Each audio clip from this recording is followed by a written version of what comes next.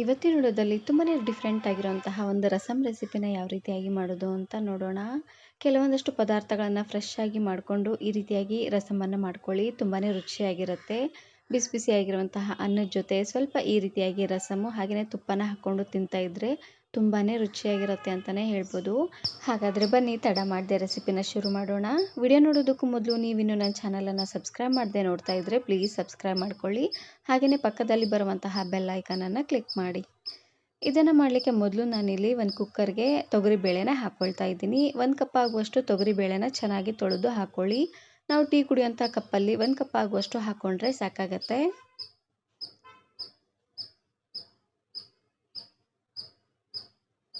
ಹಾಗೆಯೇ ಇದ್ರ ಜೊತೆಗೆ ಚೆನ್ನಾಗಿ ಹಣ್ಣಾಗಿರುವಂತಹ 2 ಟೊಮೆಟೊನ ಹಾಕ್ಕೊಳ್ತಾ ಇದ್ದೀನಿ.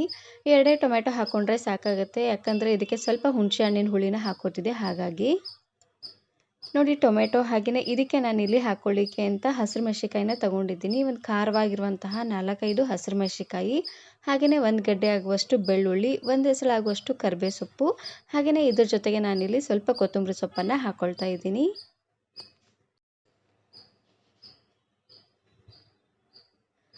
ಲಾಸ್ಟಲ್ಲಿ ಇದಕ್ಕೇನೆ ಒಂದು ಅರ್ಧ ಚಮಚ ಆಗುವಷ್ಟು ಅರಿಶಿನ ಪುಡಿನ ಹಾಕ್ಕೊಳ್ತಾ ಇದ್ದೀನಿ. ಹಾಗೆಯೇ ಲಾಸ್ಟಲ್ಲಿ ಸಣ್ಣ ಚಮಚೆಯಲ್ಲಿ 1 ಚಮಚ ಆಗುವಷ್ಟು ಜೀರಿಗೆನ ಹಾಕ್ಕೊಳ್ತಾ ಇದ್ದೀನಿ. ಜೀರಿಗೆನ ಈ ರೀತಿಯಾಗಿ ಹಾಕ್ಕೊಂಡು ಮಾಡ್ಕೊಳ್ಳಿ, ಫ್ಲೇವರ್ ಅಂತೂ ತುಂಬಾ ಚೆನ್ನಾಗಿ ಬರುತ್ತೆ. ಎಲ್ಲವನ್ನು ಹಾಕ್ಕೊಂಡಾದ್ಮೇಲೆ ಇದಕ್ಕೆ ನಾನಿಲ್ಲಿ 1 ಗ್ಲಾಸ್ ಆಗುವಷ್ಟು ನೀರನ್ನು ಹಾಕ್ಕೊಂಡು ಕುಕ್ಕರ್ ಮುಚ್ಚಳನ ಮುಚ್ಚಿ ಒಂದು 3-4 ವಿಸಿಲ್ ಕೂಗಿಸ್ಕೊಂಡು ತಗೊಳ್ತೀನಿ. ತರಕಾರಿ ಬೇಳೆ ಎಲ್ಲ ಚೆನ್ನಾಗಿ ಸಾಫ್ಟಾಗಿ ಬೇಯಬೇಕು ನೋಡಿ, ಹಾಗಾಗಿ ಚೆನ್ನಾಗಿ ಇದನ್ನು ಕುದಿಸ್ಕೊಂಡು ತಗೊಳ್ಬೇಕು. ಇವಾಗ ನಾನಿಲ್ಲಿ ಒಂದು ಅಗಲವಾಗಿರುವಂತಹ ಬೌಲ್ಗೆ ಸ್ವಲ್ಪ ಹುಣಸೆ ಹಣ್ಣನ್ನು ನೆನೆಸ್ಕೊಳ್ತಾ ಇದ್ದೀನಿ. ಒಂದು ಸ್ವಲ್ಪ ಹುಣಸೆ ಹಣ್ಣನ್ನು ಹಾಕ್ಕೊಂಡ್ರೆ ಸಾಕಾಗತ್ತೆ. ಇದಕ್ಕೇ ಹುಣಸೆ ಹಣ್ಣು ಸ್ವಲ್ಪ ಮುಳುಗುವಷ್ಟು ನೀರನ್ನು ಹಾಕ್ಕೊಂಡು ಸ್ವಲ್ಪ ಹೊತ್ತು ನೆನೆಸಿದ್ರೆ ಸಾಕಾಗತ್ತೆ. ಇದು ನೆನೆಯಲಿ ಅಷ್ಟರಲ್ಲಿ ನಾನಿವಾಗ ಇನ್ನೊಂದು ಅಗಲವಾಗಿರುವಂತಹ ಪ್ಯಾನ್ಗೆ ಎಲ್ಲ ಪದಾರ್ಥಗಳನ್ನು ಹಾಕ್ಕೊಂಡು ಹುರ್ಕೊಳ್ತಾ ಇದ್ದೀನಿ. ಇದಕ್ಕೆ ನಾನಿಲ್ಲಿ ಮೊದಲು 1 ಚಮಚ ಆಗುವಷ್ಟು ಕಾಳು ಮೆಣಸನ್ನು ಹಾಕ್ಕೊಳ್ತಾ ಇದ್ದೀನಿ. ಹಾಗೆಯೇ ಇದ್ರ ಜೊತೆಗೆ ದೊಡ್ಡ ಚಮಚೆಯಲ್ಲಿ 1 ಚಮಚ ಆಗುವಷ್ಟು ಜೀರಿಗೆ, ಹಾಗೆಯೇ 1/4 ಚಮಚ ಆಗುವಷ್ಟು ಮೆಂತ್ಯನ ಹಾಕ್ಕೊಂಡು ಹುರ್ಕೊಳ್ತಾ ಇದ್ದೀನಿ. ಇದಕ್ಕೆ ಎಣ್ಣೆ ಏನೂ ಹಾಕೋದು ಬೇಡ, ಹಾಗೆ ಇದನ್ನು ಡ್ರೈ ರೋಸ್ಟ್ ಮಾಡ್ಕೊಂಡು ತಗೊಳ್ಬೇಕು. ಒಂದು ಸಾರ್ತಿ ಈ ರೀತಿಯಾಗಿ ಎಲ್ಲ ಮಸಾಲೆಗಳನ್ನು ಫ್ರೆಶ್ ಆಗಿ ಹುರಿದು ಪುಡಿ ಮಾಡಿ ಸಾಂಬಾರನ್ನು ಮಾಡ್ಕೊಳ್ಳಿ, ತುಂಬಾ ಚೆನ್ನಾಗಿರುತ್ತೆ. ಜೀರಿಗೆ, ಕಾಳು ಮೆಣಸು ಹಾಗೆಯೇ ಮೆಂತ್ಯ ಎಲ್ಲ ಸ್ವಲ್ಪ ಕಲರ್ ಚೇಂಜ್ ಆಗುವವರೆಗೂ ಉರಿನ ಆದಷ್ಟು ಲೋ ಫ್ಲೇಮ್ನಲ್ಲೇ ಇಟ್ಟು ಹುರ್ಕೊಂಡು ತಗೊಳ್ಬೇಕು. ಈ ರೀತಿಯಾಗಿ ಮಾಡೋದ್ರಿಂದ ಎಲ್ಲ ಪದಾರ್ಥನೂ ಚೆನ್ನಾಗಿ ಬೇಯುತ್ತೆ. ನಾನು ಇದೇ ರೀತಿ ಬಹಳಷ್ಟು ವೆರೈಟಿ ಆಗಿರುವಂತಹ ಸಾಂಬಾರ್ ಹಾಗೆಯೇ ರಸಮ್ ರೆಸಿಪೀಸ್ನ ಅಪ್ಲೋಡ್ ಮಾಡಿದ್ದೀನಿ. ವಿಡಿಯೋ ನೋಡಿಲ್ಲ ಅಂದರೆ ಈ ವಿಡಿಯೋ ಕೊನೆಯಲ್ಲಿ ಹಾಕಿರ್ತೀನಿ, ನೋಡಿ ಚೆಕ್ ಮಾಡಿ. ನೋಡಿ ಈ ರೀತಿಯಾಗಿ ಸ್ವಲ್ಪ ಕಲರ್ ಚೇಂಜ್ ಆಗೋವರೆಗೂ ಫ್ರೈ ಮಾಡಿಕೊಂಡ್ರೆ ಸಾಕಾಗುತ್ತೆ. ಇದನ್ನು ಹಾಗೆ ಪ್ಯಾನಲ್ಲಿ ಬಿಟ್ಟರೆ ಪೂರ್ತಿ ಕಪ್ಪಾಗಿಬಿಡುತ್ತೆ. ಹಾಗಾಗಿ ಯಾವುದಾದ್ರೂ ಒಂದು ಅಗಲವಾಗಿರುವಂತಹ ಪ್ಲೇಟಲ್ಲಿ ಹಾಕಿ ಪೂರ್ತಿ ಆರಿಟ್ಕೊಳ್ಳಿ. ಇವಾಗ ನೋಡ್ತಾ ಇರ್ಬೋದು ಬೇಳೆ ಎಲ್ಲ ತುಂಬಾ ಸಾಫ್ಟಾಗಿ ಚೆನ್ನಾಗಿ ಬೆಂದಾಗಿದೆ. ಆದಷ್ಟು ಈ ರೀತಿಯಾಗಿ ಸಾಫ್ಟಾಗಿಯೇ ಬೇಯಿಸ್ಕೊಳ್ಬೇಕಾಗತ್ತೆ. ನೋಡಿ ಇದನ್ನು ನಾನಿವಾಗ ಸ್ಮ್ಯಾಶರ್ನ ಸಹಾಯದಿಂದ ನೀಟಾಗಿ ಈ ರೀತಿಯಾಗಿ ಸ್ಮ್ಯಾಶ್ ಮಾಡ್ಕೊಳ್ತಾ ಇದ್ದೀನಿ. ಆದಷ್ಟು ನುಣ್ಣದಾಗೆ ಇದನ್ನು ಸ್ಮ್ಯಾಶ್ ಮಾಡ್ಕೊಳ್ಬೇಕು. ಸ್ವಲ್ಪ ಬೇಳೆ ಥರ ಇದ್ರೂ ರಸಮ್ ಚೆನ್ನಾಗಿ ಬರೋದಿಲ್ಲ, ಹಾಗಾಗಿ ಈ ರೀತಿಯಾಗಿ ಪೂರ್ತಿ ನುಣ್ಣದಾಗೆ ಇದನ್ನು ಸ್ಮ್ಯಾಶ್ ಮಾಡ್ಕೊಂಡು ತಗೊಳ್ಳಿ. ನಾನಿಲ್ಲಿ ಹಸಿರು ಮೆಣಸಿಕಾಯಿನ ಹಾಕ್ಕೊಂಡಿದ್ದೀನಿ. ನೀವು ಹಸಿರು ಮೆಣಸಿಕಾಯಿ ಬದಲಾಗಿ ಅಚ್ಕಾರದ ಪುಡಿನೂ ಸಹ ಹಾಕ್ಕೊಳ್ಬೋದು. ನೋಡಿ ಈ ರೀತಿಯಾಗಿ ನುಣ್ಣದಾಗಿ ಇದನ್ನು ಸ್ಮ್ಯಾಶ್ ಮಾಡ್ಕೊಂಡಿದ್ದಾದ್ಮೇಲೆ ಇದಕ್ಕೆ ನಾನಿಲ್ಲಿ ಒಗ್ಗರಣೆನ ಮಾಡ್ಕೊಳ್ತಾ ಇದ್ದೀನಿ. ಒಗ್ಗರಣೆ ಮಾಡಲಿಕ್ಕೆ ನಾನಿಲ್ಲಿ ಒಂದು ಅಗಲವಾಗಿರುವಂತಹ ಪ್ಯಾನ್ಗೆ 5-6 ಚಮಚ ಆಗುವಷ್ಟು ಎಣ್ಣೆನ ಹಾಕ್ಕೊಳ್ತಾ ಇದ್ದೀನಿ. ನೋಡಿ ಎಣ್ಣೆ ಸ್ವಲ್ಪ ಬಿಸಿ ಆಗ್ತಿದ್ದಂಗೆ ಇವಾಗ ನಾನಿಲ್ಲಿ 1 ಗಡ್ಡೆ ಆಗುವಷ್ಟು ಬೆಳ್ಳುಳ್ಳಿನ ಸಿಪ್ಪೆ ತೆಗೆದು ಈ ರೀತಿಯಾಗಿ ಜಜ್ಜಿ ಹಾಕ್ಕೊಳ್ತಾ ಇದ್ದೀನಿ. ಮೊದಲೇ ನಾವು ಬೇಳೆನ ಬೇಯಿಸಬೇಕಾದ್ರೆ 1 ಗಡ್ಡೆ ಆಗುವಷ್ಟು ಬೆಳ್ಳುಳ್ಳಿನ ಹಾಕ್ಕೊಂಡಿದ್ದೀವಿ, ಹಾಗಾಗಿ ಇದಕ್ಕೂ 1 ಗಡ್ಡೆ ಆಗುವಷ್ಟು ಬೆಳ್ಳುಳ್ಳಿನ ಹಾಕ್ಕೊಳ್ತಾ ಇದ್ದೀನಿ. ಇದ್ರ ಜೊತೆಗೆ 1 ಚಮಚ ಆಗುವಷ್ಟು ಜೀರಿಗೆ ಮತ್ತು ಸಾಸಿವೆ ಎರಡನ್ನೂ ಒಟ್ಟಿಗೆ ಹಾಕ್ಕೊಳ್ತಾ ಇದ್ದೀನಿ. ಹಾಗೆಯೇ 2 ಬ್ಯಾಡಗಿ ಮೆಣಸಿಕಾಯಿನ 1ರಲ್ಲಿ 2 ಭಾಗನ ಮಾಡಿ ಹಾಕ್ಕೊಳ್ತಾ ಇದ್ದೀನಿ. ಹಾಗೆಯೇ 2 ಗರಿ ಆಗುವಷ್ಟು ಕರಿಬೇವು ಸೊಪ್ಪನ್ನು ಹಾಕ್ಕೊಂಡು ಚೆನ್ನಾಗಿ ಎಲ್ಲನೂ ಎಣ್ಣೆಲೇ ಫ್ರೈ ಮಾಡ್ಕೊಂಡು ತಗೊಳ್ಬೇಕು. ಈ ರೀತಿಯಾಗಿ ಫ್ರೈ ಆಗ್ತಿದ್ದಂಗೆ ಇವಾಗ ನಾನಿಲ್ಲಿ ಸ್ಮ್ಯಾಶ್ ಮಾಡಿರುವಂತಹ ಬೇಳೆನ ಹಾಕ್ಕೊಳ್ತಾ ಇದ್ದೀನಿ. ಬೇಳೆನ ಹಾಕ್ಕೊಂಡು ಇದಕ್ಕೇ ಸ್ವಲ್ಪ ನೀರನ್ನು ಹಾಕ್ಕೊಳ್ತಾ ಇದ್ದೀನಿ.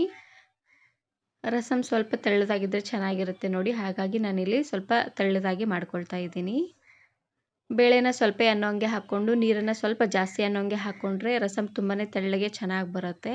ಲಾಸ್ಟಲ್ಲಿ ಇದಕ್ಕೆ ಸ್ವಲ್ಪ ಸಣ್ಣದಾಗಿ ಕಟ್ ಮಾಡಿರುವಂತಹ ಕೊತ್ತಂಬರಿ ಸೊಪ್ಪನ್ನು ಹಾಕ್ಕೊಳ್ತಾ ಇದ್ದೀನಿ. ನಾವು ಆವಾಗಲೇ ಹುರಿದಿರುವಂತಹ ಜೀರಿಗೆ, ಕಾಳು ಮೆಣಸು ಹಾಗೆಯೇ ಮೆಂತ್ಯ ಏನು ಇತ್ತು ನೋಡಿ, ಅದೆಲ್ಲ ಪೂರ್ತಿಯಾಗಿ ಆರಿದ ಮೇಲೆ ಕುಟಾಣಿಯಲ್ಲಿ ಚೆನ್ನಾಗಿ ರೀತಿಯಾಗಿ ಕುಟ್ಕೊಳ್ಬೇಕು. ನೋಡಿ ಸ್ವಲ್ಪ ತರಿತರಿಯಾಗಿದ್ರೂ ನಡೆಯುತ್ತೆ. ಮಿಕ್ಸಿ ಜಾರಲ್ಲಿ ಹಾಕಿದ್ರೆ ಅಷ್ಟೊಂದಾಗಿ ಕರೆಕ್ಟಾಗಿ ಸಣ್ಣ ಆಗೋದಿಲ್ಲ, ಹಾಗಾಗಿ ಕುಟಾಣಿಯಲ್ಲಿ ಕುಟ್ಕೊಂಡು ತಗೊಳ್ಳಿ. ನಾನು ಹುರಿದಿರುವಂತಹ ಎಲ್ಲ ಮಸಾಲೆನೂ ಹಾಕ್ಕೊಂಡಿದ್ದೀನಿ. ಆದಷ್ಟು ಈ ರೀತಿಯಾಗಿ ಫ್ರೆಶ್ ಆಗಿ ಮಸಾಲೆನ ಮಾಡಿಕೊಂಡು ರಸಮನ್ನು ಮಾಡ್ಕೊಳ್ಳಿ, ತುಂಬಾ ರುಚಿಯಾಗಿ ಬರುತ್ತೆ ಅಂತಲೇ ಹೇಳ್ಬೋದು. ಲಾಸ್ಟಲ್ಲಿ ಇದಕ್ಕೇ 1 ಚಮಚ ಆಗುವಷ್ಟು ಉಪ್ಪನ್ನು ಹಾಕ್ಕೊಳ್ತಾ ಇದ್ದೀನಿ. ಉಪ್ಪನ್ನು ನೋಡ್ಕೊಂಡು ಹಾಕ್ಕೊಳ್ಳಿ, ಬೇಕಿದ್ರೆ ಆಮೇಲೆ ಹಾಕ್ಕೊಳ್ಳಿಕ್ಕೂ ನಡೆಯುತ್ತೆ. ಇವಾಗ ಉರಿನ ಪೂರ್ತಿಯಾಗಿ ಮೀಡಿಯಮ್ ಫ್ಲೇಮ್ನಲ್ಲೇ ಇಟ್ಟು ಚೆನ್ನಾಗಿ ಇದನ್ನು ಕುದಿಸ್ಕೊಂಡು ತಗೊಳ್ಬೇಕು.